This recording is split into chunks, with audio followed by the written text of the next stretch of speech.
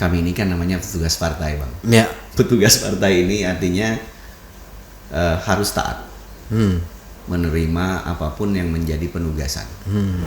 Tapi ngomong-ngomong berapa kemarin habisnya? Ya lumayan relate dengan yang pilkada ini. Saya tidak dapat restu ibu saya. Jadi saat ibu tidak merestui kan saya nggak mungkin gitu loh. Kalau yang 2018 ibu boleh. Jadi ibu bilang silakan. Nah, ternyata ibu saya trauma. Apakah Anda masuk parlemen ini hanya atau ada tujuan tertentu atau hanya sekedar mengamankan usaha-usaha Anda gitu? Kalau kuliah gratis ini kok kenapa yang dapat ini kok keluarga pejabat gitu? Ya. Gitu loh. Nah, saya tuh sedih sebenarnya. Sedih karena mendengar berita kayak di media sosial ya. Bahwa ini ada pungutan segala macam. Dan banyak banget yang menyuarakan itu. Iya. Assalamualaikum warahmatullahi wabarakatuh. Waalaikumsalam warahmatullahi wabarakatuh. Salam sejahtera untuk kita semua. Jumpa kembali di podcast Bicara Tuntas. Podcastnya warga Barito Utara dan Kalimantan Tengah pada umumnya. Kita di sini bincang-bincang seputar masalah atau hal kekinian di Barito Utara. Kali ini kita mengundang narasumber calon terpilih anggota DPRD Kabupaten Barito Utara periode 2024-2029, yaitu Bung Taufik Nugraha Eskom. Assalamualaikum warahmatullahi wabarakatuh. Selamat datang Bung Taufik. Selamat datang di redaksi kami. Terima kasih Bang Denny atas kesempatan yang diberikan untuk berbincang-bincang di podcast Bicara Tuntas ini. Podcast ini ya sekarang lumayan menyedot perhatian netizen di Barito Utara. Terima kasih. Oke, besok Anda akan diambil sumpah janji sebagai anggota DPRD 2024-2029 bersama 24 anggota lainnya. Selamat dulu kami ucapkan kepada Bung Taufik yang kembali masuk parlemen. Terima kasih Bung Denny. Dalam kesempatan ini juga saya mengucapkan terima kasih kepada seluruh warga Kecamatan Teweh Tengah, yang kebetulan Kecamatan Teweh Tengah ini ada dapil saya yang disebut itu dapil 1. Dapil keras. Dapil keras sekali. Dapil keras sekali dan alhamdulillah dengan bantuan keluarga dan teman-teman kami kembali dapat amanah untuk melaksanakan tugas sebagai anggota DPRD periode tahun 2024-2029. Tapi ngomong-ngomong berapa kemarin habisnya? Ya lumayan. lumayan. Karena relatif kan sebenarnya. Bagi orang tertentu itu banyak. Mungkin bagi beberapa orang itu sedikit sekali. Jadi kalau saya mengatakan itu lumayan. Tapi semuanya itu kan tidak hanya di dapil 1 kan, yang keras itu hampir semuanya di keempat dapil di tempat kita ini kan. Semua dapil itu keras. Cuman memang yang terkeras itu Teweh Tengah. Teweh Tengah. Oke, Bung Taufik, Anda ini kan masuk parlemen itu di awal itu tahun berapa? 2009-2014. Tapi itu masih di Partai Keadilan. Ya, waktu itu Partai Keadilan Sejahtera. Partai Keadilan Sejahtera ya. Jadi di situ terus 1 periode aja. Nggak sampai. Oh, nggak sampai. Jadi saya hanya berjalan 4 tahun, kemudian saya mundurkan diri karena pindah partai ke PDI Perjuangan. Jadi tidak sampai habis ya? Tidak sampai habis. Setelah itu masuk PDIP ya? Setelah itu masuk PDIP, tidak sampai habis juga, kemudian ditugaskan oleh partai untuk ikut pilkada. Oh, begitu. Kalau tidak salah itu cuma 1 tahun saya. Di parlemen itu? Di parlemen itu. Kemudian ikut pilkada untuk 2019, 2018. Oh, 2018. Ya, 2018 2023. Ya, saya setelah itu vakum selama 5 tahun. Baru ini ikut lagi. Ya. Dan akhirnya terpilih juga. Alhamdulillah terpilih. Oke. Itu kemarin itu waktu pindah dari Partai Keadilan Sejahtera ke PDIP itu gimana ceritanya itu? Kalau saya ya, saya itu lebih kepada melihat situasi gitu. situasinya saya itu lebih cocok di PDI Perjuangan. Karena lebih sesuai ke saya. Kalau saya di PKS kan saya agak tidak sesuai. Tidak sesuai itu bukan tidak sesuai apa.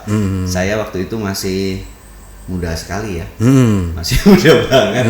Jadi saya khawatir nanti ada hal-hal yang nanti akhirnya partai ini merasa tidak melambangkan partai gitu. Jadi kalau di perjalanannya kok saya tuh merasa saya ini kayaknya cocok di PDI Perjuangan.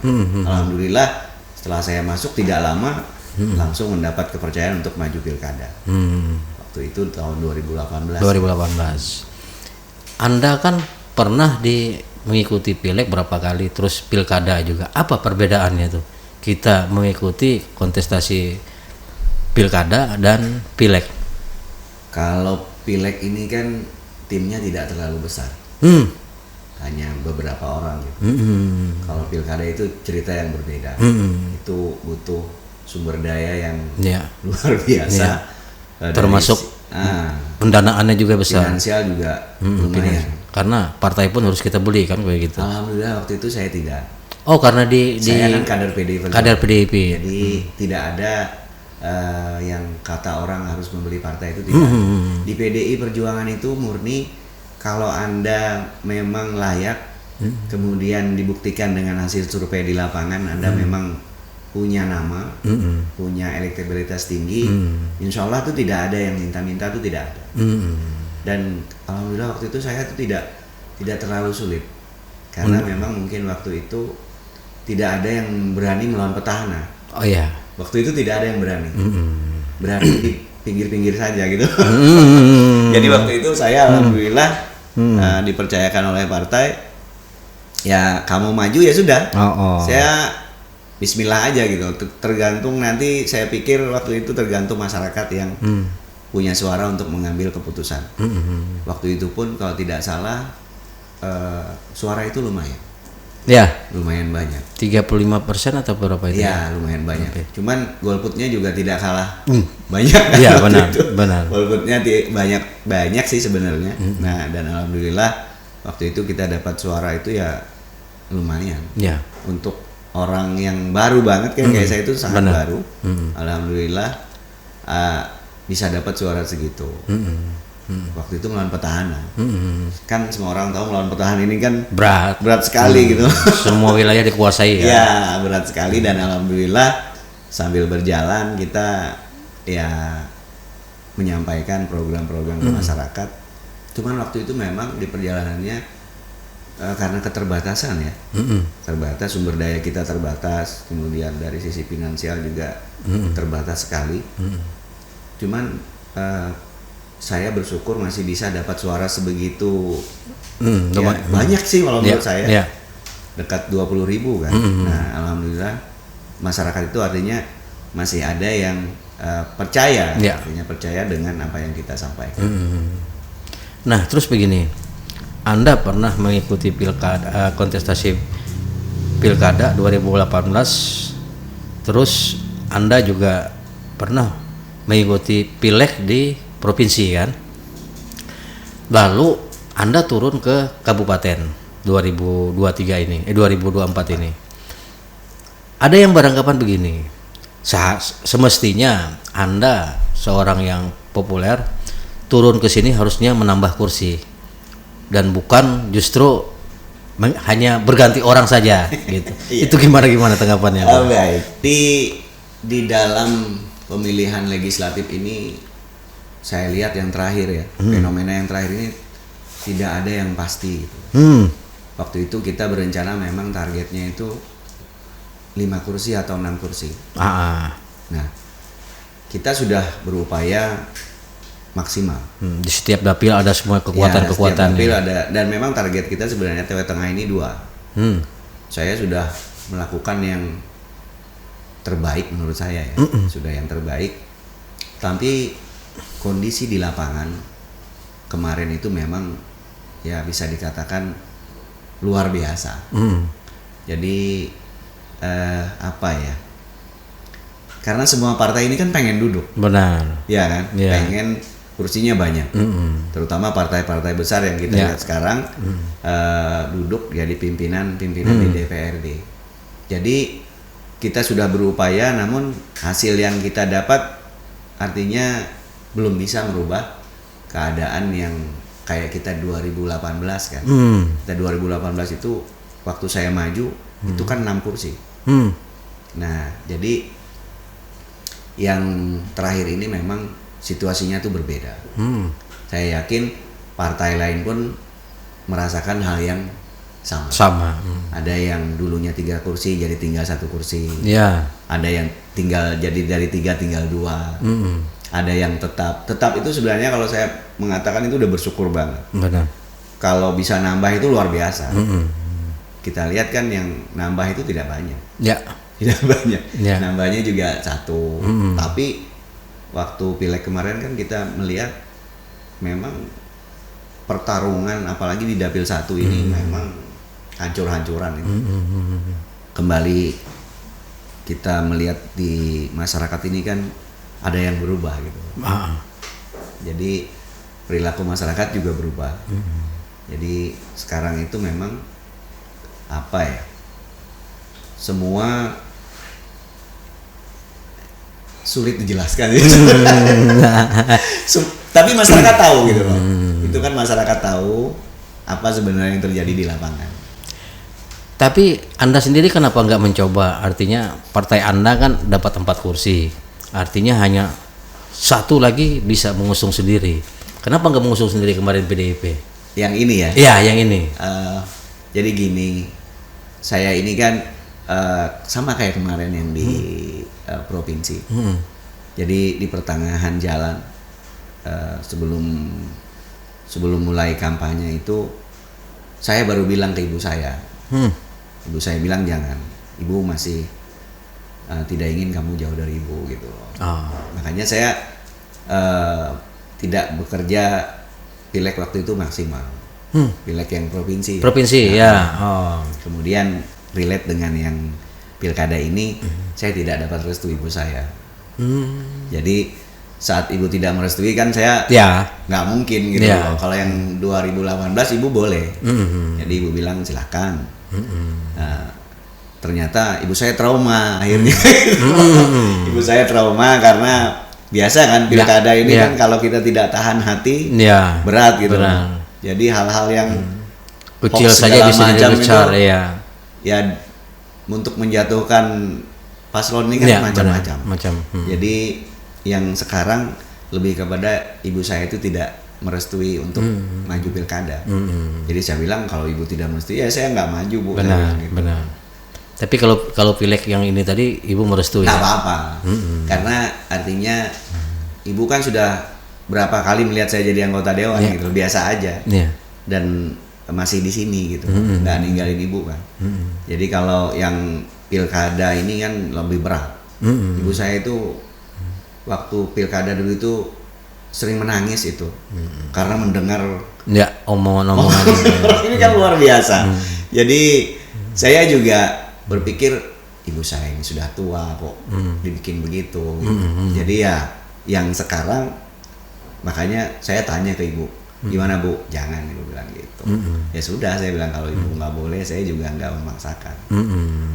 Sebenarnya bisa, kalau pengen itu bisa. Tinggal nyari 1 kursi. Iya kan? 1 aja lagi kan? Ya, tinggal nyari 1 kursi. Insya Allah bisa maju gitu. Dan tawaran teman-teman itu banyak. Teman-teman partai yang lain itu banyak. Ada yang menawarkan gitu. Beberapa itu ada yang menawarkan. Bahkan kalau digabung-gabung itu ya juga banyak juga akhirnya. Cuman saya bilang ya itu tadi, saya tidak ada restu ibu saya bilang saya tidak akan maju. Anda ini kan sebenarnya kan sudah kalau kami bilang itu sudah kaya sejak lahir. Iya kan? Sudah turun temurun gitu. Nah, artinya Anda masuk parlemen ini buat apa? Anda saya rasa sudah cukup, keluarga bahagia, usaha di mana-mana gitu. Nah, kan gitu. Apakah Anda masuk parlemen ini hanya atau ada tujuan tertentu atau hanya sekedar mengamankan usaha-usaha Anda gitu loh. Coba dijawab. Terima kasih. Pertanyaan ini menarik sebenarnya. Menarik bagi saya karena memang ada juga yang sempat menanyakan seperti itu. Jadi kalau saya tuh lebih kepada kalau pengusaha itu kan sebenarnya kalau ingin membantu orang tuh terbatas. Terbatas. Nah, tapi kalau kita duduk di DPR, itu kan jangkauannya itu lebih luas. Benar. Artinya, contoh ya, kita misalnya ada suatu kampung nih nggak ada jembatan nih. Kalau pengusaha bikin jembatan itu nggak mungkin. Nangis itu. Benar. Karena harga jembatan kan nggak mungkin 1 M itu lebih sekarang. Ada yang sampai puluhan miliar kan. Nah, kalau pengusaha itu tidak mungkin. Tapi kalau kita duduk di dewan dengan argumen yang tepat, dengan artinya bisa menjelaskan artinya kenapa itu harus dibangun, itu cukup hanya kita dengan berdiplomasi kan. Artinya menyampaikan apa, kenapa, sebab ini harus ada gitu. Nah, saya yakin pejabat-pejabat kita di eksekutif pasti mau mendengarkan, karena ini untuk kebutuhan masyarakat. Kalau dikatakan ini melindungi saya, tidak. Saya sempat jadi DPR, kemudian vakum berapa tahun, usaha biasa saja, tidak ada yang aneh-aneh, itu tidak. Artinya mengamankan tidak ada juga yang harus diamankan gitu. Karena orang tahu kan saya ini pengusaha BBM. Jadi saya hanya berpikir begini, kita ini kan selama kita tidak melenceng jauh dari aturan, ya insya Allah itu tidak ada yang perlu dikhawatirkan. Jadi artinya tidak ada yang mengkhawatirkan kita harus usaha ini nanti diganggu atau apa, itu tidak ada, atau nanti ditangkap ya misalnya. Tidak ada. Jadi karena saya berpikir ini murni hanya ingin berbuat untuk masyarakat. Itu Pak, ingin berbuat untuk masyarakat ya. dengan jabatan yang Anda pikul sekarang kan, begitu kan, dengan amanah yang diberikan oleh masyarakat, bisa mampu memberikan hal-hal yang baik untuk masyarakat ya, gitu ya. Dengan pemikiran saya, dengan kemudian masukan dari teman-teman seperti Bang Denny misalnya, kemudian masukan dari pemuda. Kita juga banyak dapat masukan dari pemuda-pemuda. Artinya misalnya nih ya, minta maaf tapi misal nih, saya pernah di dalam suatu diskusi, salah satu siswa yang ikut itu mengatakan bahwa misalnya nih ada program sekolah gratis misalnya, kuliah gratis gitu. Kuliah gratis. Kalau kuliah gratis ini kok kenapa yang dapat ini kok keluarga pejabat gitu. Iya. Gitu loh. Nah, itu disampaikan ke kita. Gitu. Nah, jadi saya katakan bahwa kita ke depan ingin memperbaiki itu. Gitu. Jadi mudah-mudahan yang dapat masuk program itu orang-orang yang benar-benar layak. Layak dalam artian pertama dia ini tidak mampu. Benar. Kemudian dia berprestasi. Kan harapannya begitu. Benar. Kan, sebenarnya. Jadi kita ingin memperbaiki itu supaya ke depan jangan sampai kejadian-kejadian yang mengecewakan itu terulang lagi. Gitu. Saya mau tanya aja, berapa sih gaji anggota DPR itu? Kalau yang dulu lah, yang dulu yang saya ingat itu range-nya itu total ya, gaji dan tunjangan itu antara 20 sampai 25 kalau tidak salah. Itu sama daya perumahan juga enggak? Total semuanya. Perumahan, tunjangan komunikasi, tunjangan anak segala macam. Itu antara 20 sampai 25 kalau tidak salah. Jadi kalau yang sekarang saya tidak tahu. Tidak tahu ya. Tidak tahu yang sekarang. Kalau dulu itu ada, yang pokok pikiran itu ada, dan aspirasi itu ada. Ada juga. Selalu ada. Kan anggota dewan ini kan fungsinya saat dia turun ke lapangan itu kan menyerap itu gitu. Karena tidak semua hasil musrenbang itu kan, contoh nih ya. Nah, benar. Kan musrenbang ini kan dilaksanakan tiap tahun. Iya. Nah, tapi yang kita temui di perjalanannya banyak hasil musrenbang ini pun tidak dilaksanakan. Nah, kita turun ke lapangan itu kan salah satunya menanyakan nih apa kebutuhan masyarakat. Sebenarnya kan kebutuhan masyarakat itu kan tercermin di Musrembang.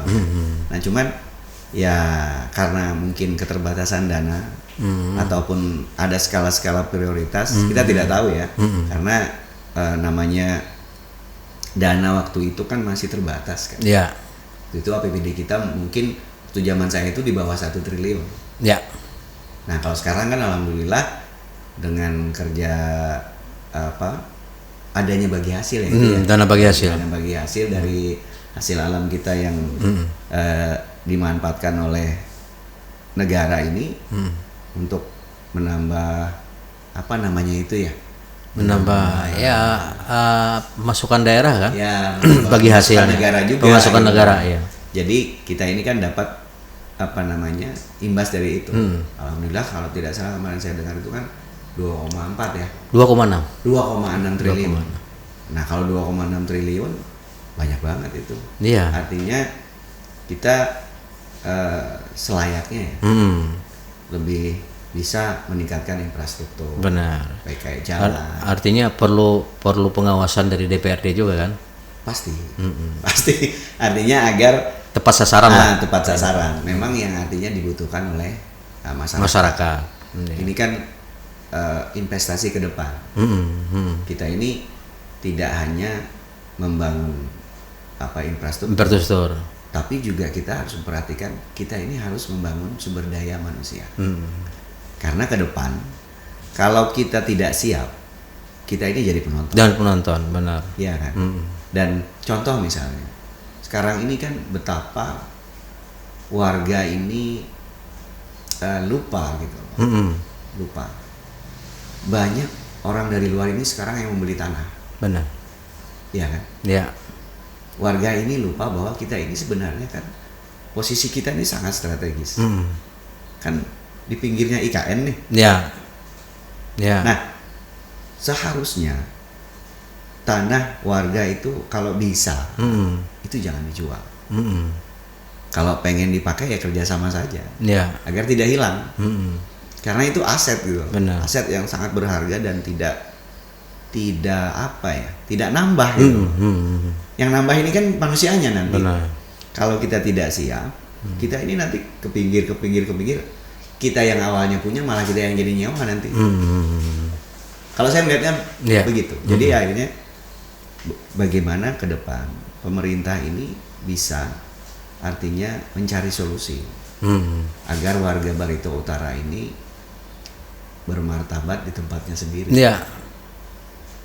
Artinya bukan kita ini ingin menguasai, itu tidak. Ya. Artinya kalau ada pembangunan kita ini juga bisa merasakannya. Nah, cuman itu tadi kalau SDM kita tidak dibangun dari sekarang, tidak dipersiapkan dari sekarang, berat untuk kita untuk bersaing dengan artinya tenaga kerja yang datang dari luar daerah. Benar. Karena mereka ini kan sudah dibekali ilmu dan punya punya etos kerja itu tinggi. Benar. Artinya mereka ini gigih. Karena minta maaf ya, warga kita ini kan manja. Benar, dimanjakan alam tadi.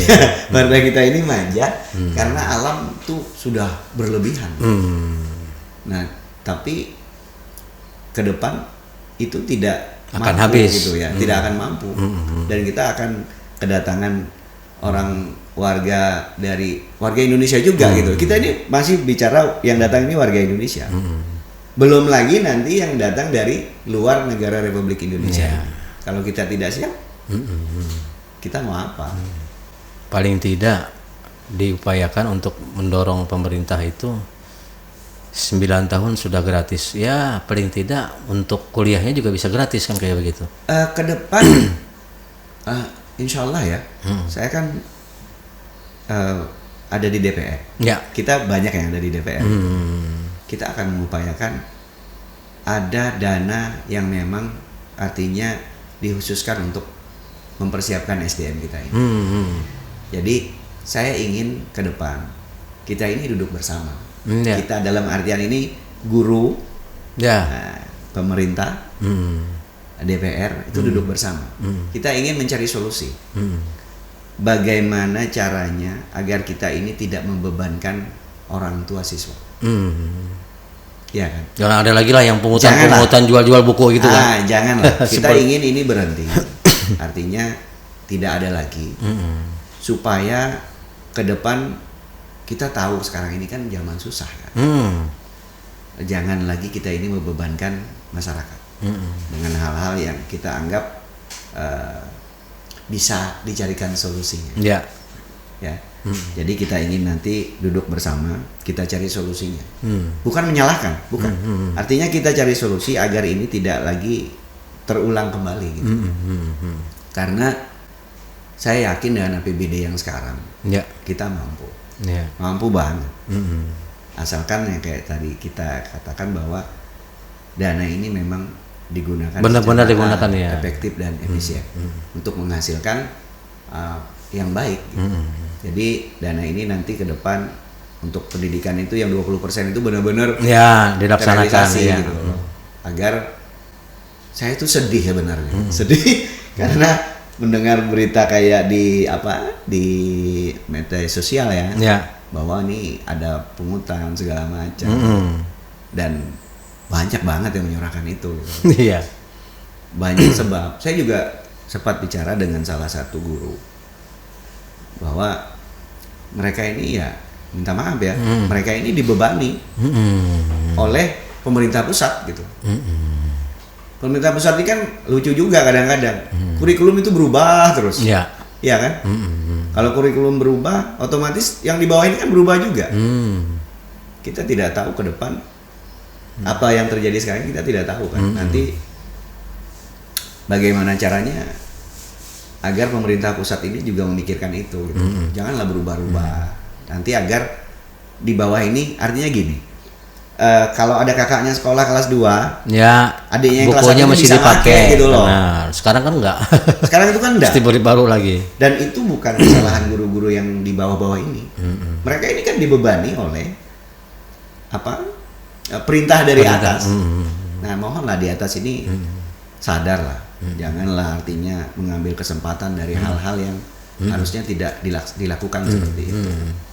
Ya itu sama yang viral kemarin itu kan, masalah yang beli buku itu kan.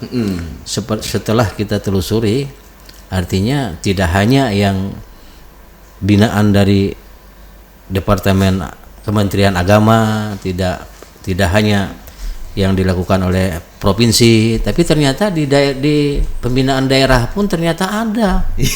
SD, SMP-nya juga ada sama jual buku gitu loh. Itu tadi Bang Denny saya katakan pemerintah pusat ini harusnya lebih bijak lah. Janganlah gonta-ganti segala macam kurikulum ini itu segala macam itu jangan. Cobalah, mereka itu kan ahli sebenarnya, tahu kebutuhan kebutuhan murid ini kan tahu. Nah, cuma janganlah itu dijadikan ladang bisnis gitu. Maaf ya, agak kasar saya. Jangan dijadikan ladang bisnis. Nah, jangan mereka ini jadi hamba dari percetakan itu gitu. Jadi tiap tahun nanti diganti. Tahun nanti diganti. Bukunya beda lagi. Itu kan bisnis sebenarnya. Benar. Nah, nggak apa-apa mau percetakan itu ganti terus, nggak apa-apa. Yang penting jangan mempengaruhi Kementerian Pendidikan. Benar. Kita tidak tahu apa yang mereka rencanakan, kita tidak tahu. Cuman kita mintanya ini jangan berubah-ubah gitu, agar nanti buku ini bisa dipakai adiknya lagi. Gitu. Kayak dulu kita waktu SD kan, nggak berubah-ubah kan kita bisa lihat gitu hasilnya kan kayak yang kita sekarang ini. Ini kan dari pendidikan zaman dulu kayak Bang Denny, kayak saya, bukunya itu aja. Iya, bisa dipakai gitu loh. Ya syukurlah kalau adanya Bung Taufik juga di DPR bisa mendorong itu semua, tidak hanya infrastruktur tapi juga masalah pendidikan itu tadi yang dirasa berat bebannya terhadap orang tua. Ya termasuk juga mungkin kesehatan dan lainnya. Ya. Saya mungkin bicara lain nih. Ini kan ketua DPC PDIP Perjuangan mundur. Maju sebenarnya. Ya, artinya mundurkan diri dari DPRD dan dia maju untuk mencalonkan sebagai wakil bupati di Pilkada 2024 ini. Nah, berarti kan ini kan peluang untuk ketua partai satu, terus juga mungkin nanti wakil ketua di parlemen itu siapa kira-kira? Atau Bung gimana? Kalau saya melihatnya begini, kembali seperti yang disampaikan oleh Ibu Ketua Umum, kami ini kan namanya petugas partai, Bang. Ya. Petugas partai ini artinya harus taat, menerima apapun yang menjadi penugasan. Nah, tapi di partai kami PDI Perjuangan itu kan ada mekanisme, ada mekanisme yang dalam hal-hal seperti menjadi pimpinan segala macam itu kan ada, misalnya kayak dilihat dia ini ranknya apa nih, secara hierarki dia nih siapa, kan gitu, dilihat dari situ dulu, kemudian nanti juga ada fit and proper test. Fit and proper test itu nanti kan biasanya ditanyakan, kalau misalnya kamu ini jadi contoh ya, jadi ketua DPC misalnya, kamu ini targetnya apa sih sebenarnya? Kan gitu kan. Jadi kayak ketua misalnya jadi unsur pimpinan, kamu ini ke depan inginnya apa nih untuk partai ini jadinya gitu. Nah, di PDI itu ada mekanisme yang harus kami lewati gitu. Jadi, tapi kalau saya pribadi, kalau saya ditugaskan selaku petugas partai, saya harus selalu siap. Kalau sekarang Bung Taufik menjabat apa di partai? Saya kebetulan sekarang ketua PAC Kecamatan Jawa Tengah. Ketua PAC-nya. Ketua PAC-nya. Ketua juga Baguna Kabupaten Barito Utara. Saat ini ya, di partai. Oke, mungkin sudah banyak panjang lebar Bung Taufik berbicara di sini. Kita mungkin sebelum mengakhiri ini minta closing statement aja. Apa sebenarnya lagi yang harapan Anda, tujuan Anda berada di parlemen nanti? Mungkin bisa dijelaskan, baik prioritas untuk masyarakat, terus dan yang lain-lainnya. Mungkin bisa Bung Taufik sampaikan di sini. Harapan saya untuk masyarakat terutama, yang pertama itu kita ini sama-sama menjaga kondisivitas wilayah ini gitu. Jangan sampai kita ini terpecah-pecah, karena kalau kita ini terpecah-pecah kita lambat nanti untuk maju gitu. Jadi artinya kita harus bersama-sama mencari solusi apabila ada permasalahan, ya dirembukan lah istilahnya gitu. Kan sebenarnya bisa saja kan, artinya kalau ada selisih paham itu biasa, selisih paham itu biasa. Yang penting kita ini mampu mencari solusi. Nah, yang saya ingat itu, saya pun tertampar sebenarnya. Saya itu tertampar gitu loh. Terakhir-terakhir ini saya itu baru sadar kata-kata yang mengatakan bahwa jangan mencintai terlalu berlebihan, dan jangan membenci itu berlebihan juga gitu. Karena kita ini kan sebenarnya takdirnya sudah ditulis kan. Benar. Kita ini menjalani saja. Kalau saya ya, karena kebetulan saya agamanya Muslim, saya percaya gitu. Kita ini menjalani saja. Makanya jangan benci itu berlebihan dan mencintai itu berlebihan. Karena saya tertampar sekali. Dulu saya seperti itu. Saat saya mencintai itu cinta sekali kan? Cinta sekali. Saya bela mati-matian gitu loh. Kalau ada yang artinya menghujat orang itu segala macam itu, saya tidak usah disuruh, saya langsung membela, gitu. Tapi ternyata itu akhirnya melukai gitu. Kita kecewa, di hati itu kecewa banget. Terutama kami PDI ini kecewa sekali, gitu. Jadi padahal 10 tahun yang lalu kita itu mati-matian kan, membela segala macam. Itu contoh ya. Contoh itu. Jadi janganlah terlalu mencintai itu berlebihan ternyata. Benar kata orang-orang tua dulu itu kan begitu. Jadi mencintai itu secukupnya. Marah juga secukupnya saja. Mungkin itu Bang. Menyintai sesungguhnya itu yang di atas sana. Itu total itu. Kalau itu total. Kalau artinya selama kita masih hidup, hablum minannas itu seperti itu. Jangan artinya kalau kita benci ini kita menghujat yang berlebihan itu jangan. Karena kita tidak pernah tahu, siapa tahu kita nanti ke depan butuh gitu. Saya tertampar bener itu. Oke Bang Taufik, terima kasih sudah meluangkan waktu ngobrol-ngobrol di sini. Pesan kami untuk Anda, tetaplah komitmen membantu kepentingan masyarakat. Siap. Selamat atas dilantiknya besok, dan kita akan berjumpa lagi di podcast mendatang dengan narasumber hebat lainnya. Assalamualaikum warahmatullahi wabarakatuh. Waalaikumsalam warahmatullahi wabarakatuh.